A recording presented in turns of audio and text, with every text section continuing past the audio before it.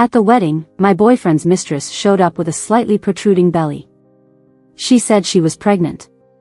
She demanded Mike, my boyfriend, give her an explanation.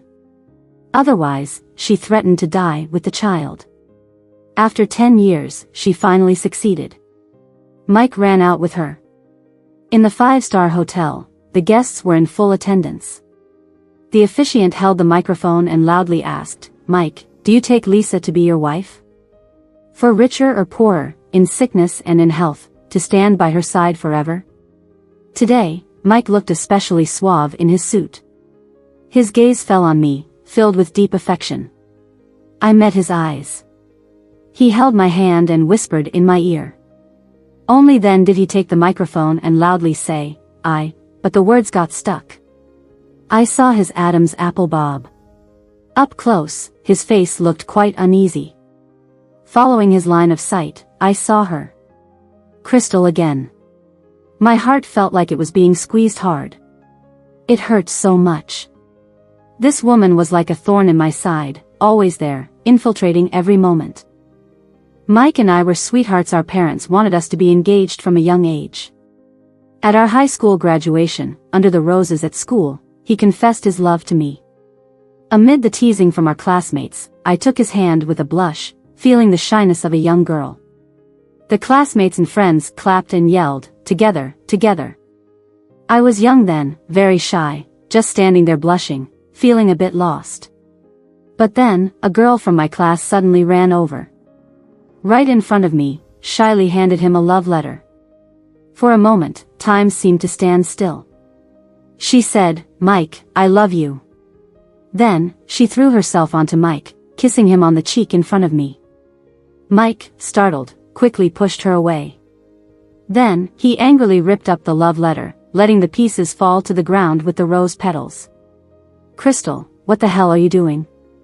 Mike looked furious, his tone full of extreme annoyance. Crystal's eyes welled up with tears. After a while, she quivered, "Mike, you said we'd be together after graduation." In front of everyone, Mike gritted his teeth and said, "You've been harassing me since junior year. I told you to focus on your studies and stop thinking about this nonsense. When did I ever say we would be together?" He took my hand and loudly announced to his buddies and classmates, Mike, will only love Lisa in this life." He said it with such certainty, like a vow. I thought Crystal would give up after Mike rejected her. That day, as Mike pulled me away, I turned and glanced at her. Her gaze was so venomous. Even under the sun, it felt chilling. In college, I stayed in our hometown while Mike went to school in New York.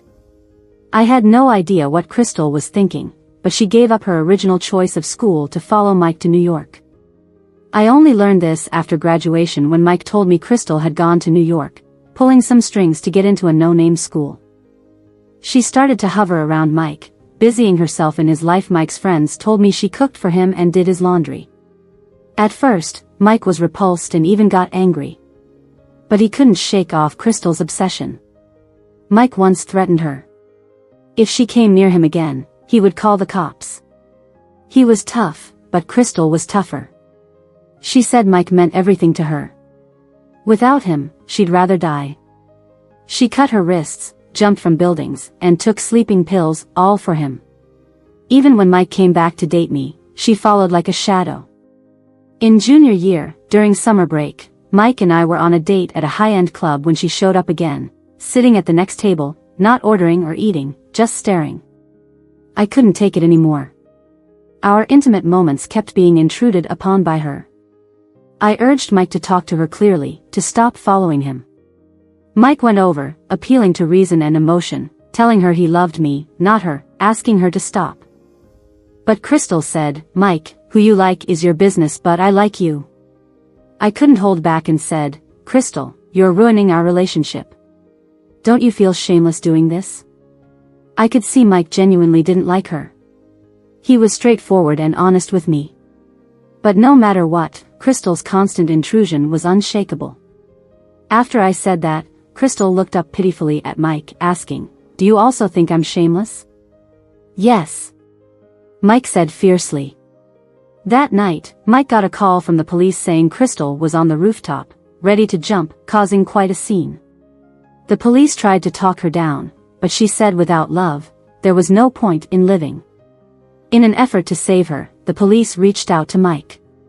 Reluctantly, Mike said what she wanted to hear and talked her down. Crystal was reprimanded by the police but used love as a pretext, so they didn't press further. She became even more hysterical, often threatening Mike and me with death. Mike kept assuring me that he loved me and told me not to worry. I believed he had no feelings for Crystal. But Crystal's steadfast obsession was insurmountable. Once, I privately met with Crystal, thinking I needed to talk to her, hoping she'd stop pestering Mike. At first, she just looked at me, saying nothing. Then she erupted like a maniac, screaming that her parents favored her brother. She had always been the overlooked one in the family, unloved. Me? I come from a wealthy family. My parents adore me. And I have Mike. I have everything I need. So why can't I let Mike go to her? I still remember her absurd and ridiculous statement, "Why did God give birth to a woman like you to make things difficult for me? Without you, Mike would surely love me, definitely." Hysterical madness. That day, we met at a coffee shop. She smashed a cup and glared at me with a look that was just like that of a midnight wolf. The cafe staff were all scared. From beginning to end, she showed no guilt about being a mistress. She thought I was the one ruining her relationship with Mike. Every time she looked at me, her eyes were filled with hatred. When the Liu family officially proposed marriage to my family, I asked Mike, what about her? From what I knew of her, she wouldn't give up so easily. Mike said he would find a way to handle it. Mike went to see Crystal alone.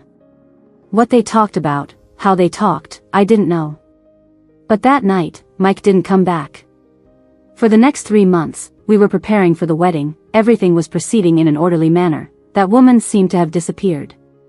Mike said he made it clear to her that we were getting married and told her to stop causing trouble. I had my doubts. If things were really that clear, could Crystal have pestered for so long? That woman, she had a broken mind. I even suspected she had some mental issues. Sure enough, this woman was as crazy as ever. She wasn't going to stop, she just wanted to cause a scene at our wedding in front of everyone. She purposely brought a microphone, and her voice filled every corner of the banquet. Mike, you're getting married? What about me? What about our child? One sentence stirred up 1,000 waves, with guests exclaiming and questioning. My gaze fell on Crystal's slightly swollen belly, my heart racing. I seemed to understand what had happened that night between Mike and her. But Mike's reaction was strange. He scolded her, "What nonsense are you talking about? When did I have a child with you?" Crystal walked to the red-carpeted stage and bowed to me. She said she shouldn't be disrupting my wedding, but she loved Mike too much. He was her only hope in life. Without him, she couldn't live. My best friend Helen rushed up and yelled at her, calling her shameless. But Crystal seemed not to hear, her face dark and terrifying like a demon from hell. "Crystal, what do you really want?" I asked, my voice full of extreme anger. Over the years, I've had enough of this crazy woman. I had prepared for this wedding for so long, and now she was turning it into chaos. Mike called the security to get Crystal out. "I can leave." Crystal's voice was extremely calm. "Mike, if you get married today, I'll die with the child. I want you to remember me forever." As she said this, her icy gaze fell on me. She didn't need the microphone. She came close and asked me if it would be okay to use the blood of her and Mike's child as my wedding gift. I shivered. If she really died, Mike and I would live under her shadow forever. My best friend Helen cursed her. "If you want to die, what does it have to do with anyone else? Don't use morality to manipulate us." Yes, I agreed with my friend's statement. You loving Mike is one thing, but Mike doesn't love you at all. Don't use love as an excuse to morally blackmail me. Mike was furious. He pushed her and shouted, "Get lost. If you want to die, go die far away this time." Crystal dropped the microphone and turned to walk outside. Watching her leave, Mike appeared a bit panicked, his face extremely unpleasant. After a moment, he said to me, "Lisa, I'll go see if she really would kill herself. I couldn't help but step back. Sorry, Mike said, not pausing for a moment, and quickly chased after her, leaving me alone at the wedding scene. I took the microphone and told the guests, the wedding is cancelled. Before I finished speaking, tears streamed down my face. This ridiculous game of love, I give up. Marriage and love are two different things. I wanted to see if Crystal would regret it after becoming his wife. My mom and relatives comforted me. How could Mike turn out like this? My mom, while comforting me, was also really angry. I shook my head. Mike hasn't changed. He's just kind-hearted. Earlier, when Crystal appeared with her small belly, Mike's reaction was strange. At first, I thought he had betrayed me, betrayed our relationship in the end. He couldn't withstand Crystal's obsession. But thinking about it now, something doesn't add up. Anyway, I don't want to talk about it. I asked my mom to prepare to return the dowry money and to sort the expensive gifts Mike had given me over the years, ready to return them to the Liu family. That night, Mike's mom visited personally to apologize to me and my family. She was full of shame, only saying that it was their family's misfortune to have provoked such a thing, and that their family owed me. From her words, there was deep disdain, disgust, and contempt for Crystal. I offered to return the dowry, but she refused, saying it was compensation for me. The following story is what my best friend, Christina, who is also Mike's cousin, told me. After Mike followed Crystal, she didn't just forgive him immediately. She even threatened to jump off a building to force Mike to marry her. Mike got really mad and yelled at her, "Go ahead and jump, I won't get married for the rest of my life if that's what it takes." I knew Mike always valued human life above everything else, which is why he respected life and respected her. But Crystal never seemed to respect his feelings. Someone called the police because of her threats. Technically, Crystal could be prosecuted for disturbing public order, but the police were kind-hearted and thought it was just a relationship issue between her and Mike. They didn't want to leave a stain on a young girl's record. So, they not only persuaded Crystal nicely but also talked to Mike. They told him he already had a kid with her, so they should get married and live a good life. They even said he was lucky to have a girl who loved him so much. Mike started discussing wedding plans with Crystal. She wanted a travel wedding without any traditional jewelry or ceremony. Mike snapped at her, "I can't ignore the family business like you. Are you crazy? You keep saying you love me but can't think about me? Milk powder and diapers aren't free, are you going to support the family?" He made a prenuptial agreement with very harsh conditions. When Crystal's parents opposed it, they caused a scene. Mike said, "If you don't agree, take your daughter and get out. Never show up in front of me again." It was a disgrace for the Wang family to have their daughter pregnant before marriage and ruin my wedding with Mike. But Crystal's mom felt sorry for her and wanted to fight for her. Under the current prenup, no matter what, Crystal would end up with nothing. She said, "Crystal already has a kid with Mike. He shouldn't be so heartless."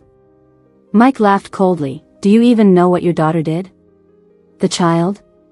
She drugged my tea to get pregnant." That's when Crystal's mom found out Crystal had used some shady means to drug Mike and deceive him. In her outrage, she slapped Crystal. The day before Mike and Crystal's wedding, Mike asked to meet me at a cafe, where he wanted to talk. I agreed because we grew up together. We didn't need to part on bad terms.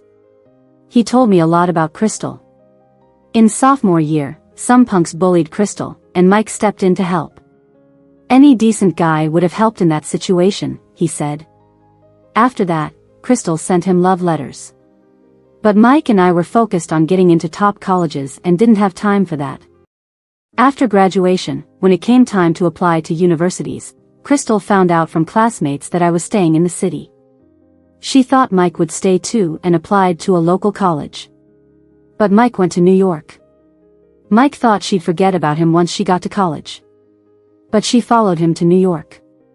Her parents tried reasoning with her, but she threatened to kill herself until they gave in, spending money and pulling strings to get her into a mediocre college there. Her parents must have treated her well. Contrary to what she said, they weren't neglecting her because they had a son. Mike apologized to me, saying he never imagined it would come to this and that it was his fault for messing up our relationship. When I looked up at him, Mike's eyes were red and weary. And though my heart was still with Mike and splitting up hurt deeply, I forced out a smile and wished him well. Suddenly, I heard a loud shout, "Mike, you're here." I looked up and saw Crystal. I wanted to explain that our families did business and were family friends, so we couldn't completely cut ties. But before I could speak, Crystal picked up the coffee cup. Mike, afraid she'd hurt me, stepped in, saying, "You already messed up our wedding. I'm just here to apologize to Lisa." "Apologize for what?" Crystal screamed. "We have a kid together, Lisa. Why are you still after him? You're shameless. You've always been a block between us. Are you happy now that you've driven me to the edge?" She threw the coffee at herself, causing a scene in the cave. Blood mingled with coffee, covering her head and face. She glared at me with a menacing look and asked, "Lisa, are you satisfied now?" I suddenly felt sorry for Mike. Living a lifetime with such a lunatic lady, it must be incredibly tough. After returning home, I discussed with my mom and decided to study abroad. Firstly, since Mike and she were planning to get married, meeting them would be quite awkward. Secondly, I needed a break. After I left, without me as a scapegoat, Crystal's attention turned to Mike. She didn't relax her vigilance, constantly following and stalking him. If Mike was a few minutes late, she'd badger him endlessly with questions. Mike always treated her with indifference. I heard from Christina that after their marriage, Crystal had her own separate room. They claimed she needed to rest well because she was pregnant. Whenever Crystal caused a scene, Mike's mom would ask her, "Don't you love Mike? Can't you bear even a little suffering?" Crystal tried to stir trouble, but not everyone gives in to her antics usually. Crystal would argue with Mike's mom. She'd fight with Christina. Sometimes she fought with both of them. She even threatened Mike by pretending to commit suicide. Despite all the conflicts, Crystal eventually gave birth to a child. With the arrival of a baby girl, the once highly strained relations eased a bit. Everyone, regardless of who they were, adored the newborn. Since I wasn't around, Crystal soon found another target. Mike's assistant, whose mother was chronically ill, spent money like water on treatment and medication. To support her mother, the assistant worked very hard. Once, she volunteered to close a deal that took over a week of negotiation, eventually succeeding.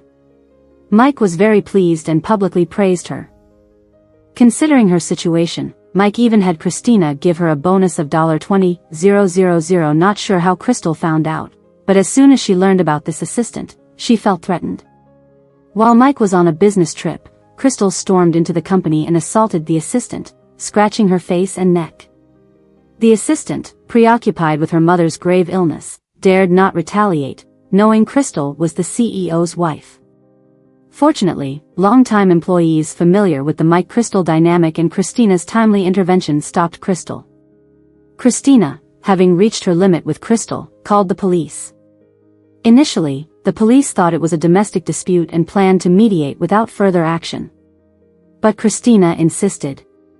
As a result, Crystal was fined for medical expenses and detained for 15 days for malicious assault. At the year's end, I returned home. Christina picked me up from the airport. By her look, I sensed trouble again, probably because of Crystal. Sure enough, as soon as I got in her car, Christina started ranting while starting the engine. After her release, Crystal increasingly targeted Christina, seeking to drive her out of the house. Her reason was simple: Christina wasn't Mike's real sister, so why should she stay there? Mike's mom, though, put her foot down.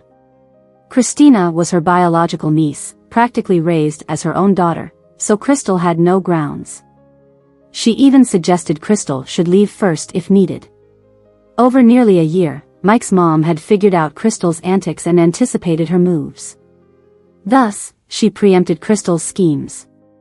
Knowing how to stage a melodrama herself, Mike's mom spread the word in their community, highlighting Crystal's disrespect and attempts to oust her cherished niece to win public sympathy. Both families lived in the same neighborhood, sharing many acquaintances. Everyone was aware of my history with Mike. Crystal's behavior was seen by all, earning their disapproval. Consequently, Crystal became isolated in the community. I sighed softly. The once elegant and noble Mrs. Liu had been driven by Crystal to such desperation, resorting to such dramatic measures. Christina slowed down, gradually pulling the car to the side. Lisa, guess what? I have some shocking news for you. Brace yourself, Christina said seriously. Confused, I replied, spill it. After so many years of her antics, what more could Crystal do to surprise us? Even her acts of self-harm are just shows. Jumping from high places where people gather, slashing her wrists in front of my brother, hanging herself in public.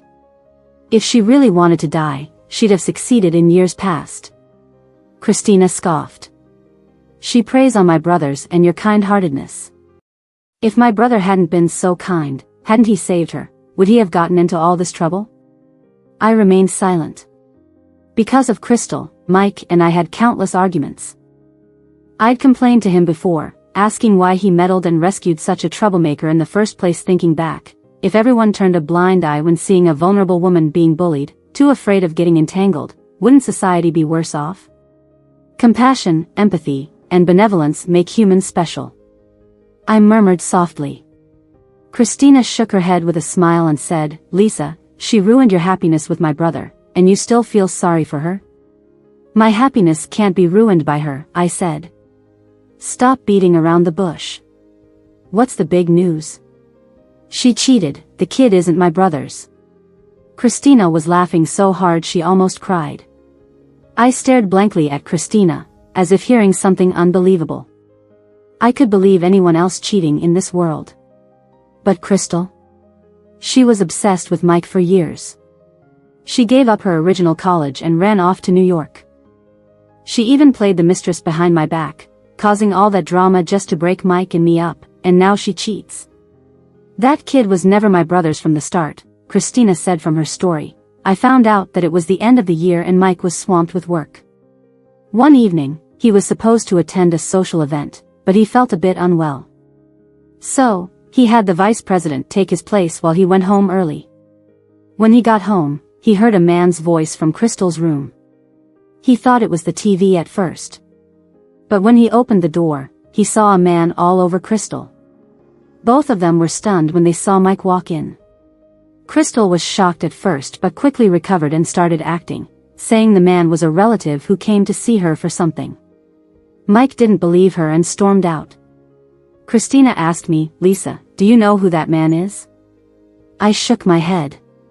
I had been abroad the whole year. Although I didn't intentionally block out everything about Mike, I didn't pay much attention. For one, I didn't want to be reminded of him all the time. For another, I feared I might do something out of line. One of the thugs that bullied her before, Christina said with utter disdain. The kid is his. So, what did my brother do to deserve that? I couldn't hide my shock and took a long time to process everything. Christina started the car and drove slowly while talking to me. After the child was born, Mike had done a paternity test. Even though he'd never had much experience with women, he had some common sense. He couldn't believe they did anything during the time he was drugged unconscious. And, when Crystal was getting her prenatal checkups, she had some issues with her uterus. Someone with such a condition getting pregnant on the first try? Mike was suspicious. The paternity test results were clear. He wasn't the biological father. He wanted to find out who Crystal's man was. Why was she still clinging to him when she was with someone else? He couldn't understand why saving her life had turned into a debt he couldn't pay off. Her thug lover, Tom, was usually doing nothing useful, drinking and gambling, and had tons of debt. Loan sharks had beaten him up twice, so he got a crooked idea. Crystal borrowed his seed, had a kid, and married into a wealthy family. Then, Tom came back to blackmail her for money. The first time, Crystal gave him $50,000.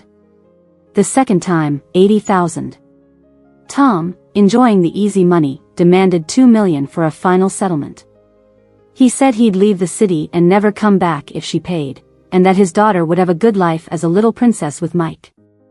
Crystal couldn't come up with that much money. The original money she gave him came from selling off Mike's mom's expensive jewelry. Their argument in the room was what Mike walked into. No wonder, given the circumstances, even if Mike had loved her, which he didn't, any normal couple would end up divorcing over this, so Mike filed for divorce. Mike's mom said she was going abroad to travel and deal with the stress, leaving company affairs to Christina. Mike couldn't stand Crystal, so on the night I returned home, she moved in with me. Her move made Crystal hysterical. She came to my house, making a scene, accusing me of not being satisfied unless she was dead. I was furious and laughed in disbelief. I hadn't even seen Mike since I got back from abroad. How could she be jealous of me? And who was trying to kill whom here? Without her intervention, Mike and I would have been happily married by now.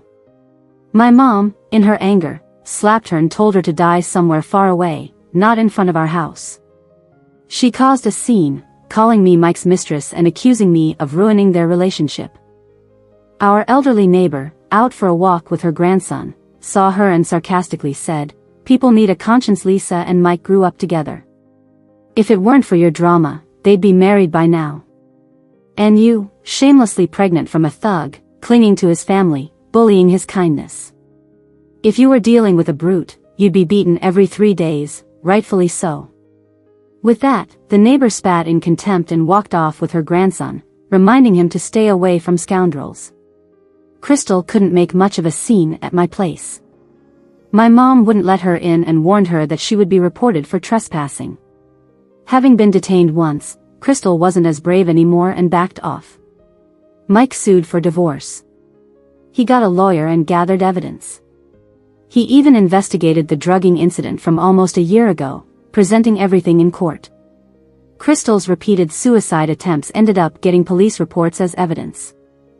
She had stolen Mike's mom's high-end jewelry and sold it off, with video and receipts from 2 pawn shops as evidence. Given all this, the court granted the divorce. The lawyer told Mike that Crystal had indeed committed a sexual assault by drugging him, but the law in the country wasn't perfect in that aspect. However, for stealing the jewelry, they could still prosecute her. Although she wouldn't serve a long sentence, she could still face a year or 2. Mike was talking with his lawyer, preparing to sue. After all, as long as Crystal was around, she'd keep causing trouble. Even though they were divorced, Crystal and her kid were still living at Mike's place. At the courthouse steps, she held her kid and knelt, begging Mike to let them stay just 3 more days. She promised that after 3 days, she'd disappear from Mike's life with the kid. She admitted she was wrong and wouldn't dare to bother Mike and me again. I wanted to say, what does this have to do with me? Online, there were some clueless people demanding to support her. 3 days wasn't a big deal, and Mike didn't respond. But we never expected this. Crystal, being Crystal, had a knack for causing mayhem. She started a live stream and announced she was going to end it all. She wanted to go out with a bang for sure. She turned on the gas stove and set a fire. Of course, with the speed of today's internet and city fire services being top-notch, live streaming a suicide wasn't as easy as it seemed. I wasn't her, but having dealt with her for years, I somewhat understood her mindset. The kid wasn't Mike's, whether during or outside of the marriage. She sedated Mike but couldn't get pregnant by him, so she had a kid with someone else. Mike wanted a divorce, and she had no leg to stand on, but she was unwilling to accept it. She planned to use her usual tricks to create a scene, leveraging online public opinion to pressure Mike into compliance. In front of the camera, she cried dramatically, professing her love for Mike. Why did she cheat? She only wanted a kid to bind him. Everything she did was out of love for him. So much drama. She lit the curtains and other flammable items with a candle, then danced in the ensuing flames. Graceful and elegant. As expected, she didn't die. Her live stream video went viral. Police and firefighters broke in and rescued her. Unfortunately, the child wasn't as lucky. The doctor said the child had inhaled too much carbon monoxide and suffered burns. The hospital was just a little late in saving the child. Mike sued her for intentional murder, resulting in the child's death. Yes, even though they were divorced, he was still legally the child's father. The evidence was rock solid, leaving Crystal no room to deny it. However, the police suspected Crystal had a mental illness and tested her. Eventually, she was confined to a psychiatric ward for the rest of her life. On the day the child's ashes were interred, Mike had named the child, Lucy. When I returned from abroad and learned of her birth, I had bought a Barbie doll as a gift. For various reasons, I never got a chance to give it to her. Now, I placed it in front of her tombstone. "May you be born into a good family in your next life," I whispered at the grave. Mike took my hand, but I pulled away. He said, "Lisa, the obstacles between us are gone. I will marry you." Yes, our obstacles were gone, but I didn't want to or couldn't marry him. I shook my head, told him I no longer loved him. He asked why. Why? I walked past Lucy's tombstone to another grave, where Lucy's nominal grandfather, Mike's father, Andy, was buried. "That day at the wedding, you said sorry to me. I saw the murderous intent in your eyes." I whispered at the tombstone, "Mike, when a person gazes into the abyss gazes back into them. Furthermore, you've always been in the abyss, and no mercy you show can save a fallen heart. Mike stumbled back. You and I were never meant to be. Just like Mr. Smith and my aunt back in the day, once missed, it's a lifetime. No turning back." I ignored Mike, took a bouquet of roses wrapped in thorns, and walked to another part of the cemetery. Epilogue: the following spring, I brought a bouquet of wild roses to the psychiatric hospital to visit Crystal. Her looks had been destroyed, and under the effect of tranquilizers, she was slow to react. I placed the roses before her, and she smiled at me, asking if I would marry Mike. I shook my head and told her that Mike's father and my aunt had died in a fire. My aunt danced in the flames, stunningly beautiful, while Andy painted her. That painting, which hadn't been burned, was still in Mike's study. Mike majored in economics in college, but he had also studied under a famous psychology professor in New York. It said that wild roses and thorns belonged to the same category. I whispered I saw what looked like a glimmer of light in her deadened eyes. As I walked out of the psychiatric hospital, the sun was setting, and dusk was near. I knew that at my wedding, Mike's apology was not to me but to himself. From the beginning, he knew the child wasn't his. It was from that moment that his evil thoughts could no longer be suppressed. When I returned to my country and Crystal moved into my home when her mother traveled abroad, I knew his plan had begun. Just like years ago, straightforward, decisive, and dramatic. Many had forgotten that the day Crystal set herself on fire was also the anniversary of Andy and my aunt's death.